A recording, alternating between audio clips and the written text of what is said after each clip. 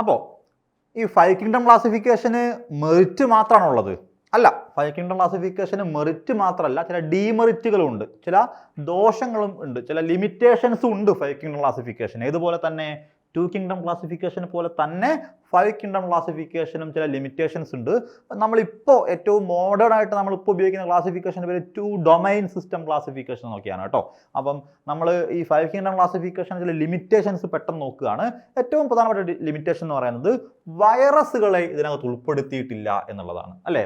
ഏറ്റവും first group എന്ന് പറയുന്നത് മൊനീറയാണ്, അല്ലേ? കിങ്ഡം മൊനീറയ്ക്കകത്ത് വൈറസുകൾ വരില്ല, അല്ലേ? കിങ്ഡം മൊനീറയ്ക്കകത്ത് ആരേ വരുന്നുള്ളൂ? ബാക്ടീരിയകളെ വരുന്നുള്ളൂ. ബാക്ടീരിയകളെക്കാൾ താഴെയാണ് വൈറസുകൾ, അല്ലേ?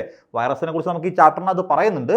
വൈറസ് കൃത്യമായിട്ട് ലിവിങ് ആണോ എന്ന് ചോദിച്ചാൽ ആണെന്നും പറയാം, എന്നാൽ ലിവിങ് അല്ലേ എന്ന് ചോദിച്ചാൽ അല്ല എന്നും പറയാം. ഒരു സബ് ലിവിങ് പാർട്ടിക്കിൾ ആണ് വൈറസ് എന്ന് പറയുന്നത്. അത്തരത്തിലുള്ള വൈറസുകളെ ഈ ഒരു ക്ലാസിഫിക്കേഷനകത്ത്, ഒരു സിസ്റ്റത്തിനകത്തും ഒരു ഗ്രൂപ്പിനകത്തും ഉൾപ്പെടുത്തിയിട്ടില്ല എന്നുള്ളത് പ്രധാനപ്പെട്ട ഒരു ഡീമെറിറ്റ് ആണ്, അല്ലേ?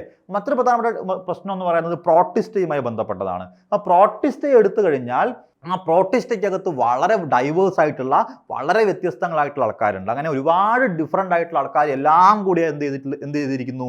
പ്രോട്ടിസ്റ്റ എന്ന ഒരൊറ്റ കിങ്ഡത്തിനകത്ത് കൊണ്ടുവന്നിരിക്കുന്നു. അതൊരു പ്രധാനപ്പെട്ട ലിമിറ്റേഷൻ ആണെന്ന് പറയാം, അല്ലേ? അതിന് പ്രധാനപ്പെട്ട ഒരു എക്സാമ്പിളാണ് ആര്? സ്ലൈം മോൾഡ് എന്ന് പറയുന്നത്. സ്ലൈം മോൾഡുകൾ എന്ന് വിളിക്കുന്ന ഒരു ഗ്രൂപ്പ് ഉണ്ട് എവിടെ? പ്രോട്ടിസ്റ്റയ്ക്കകത്ത്.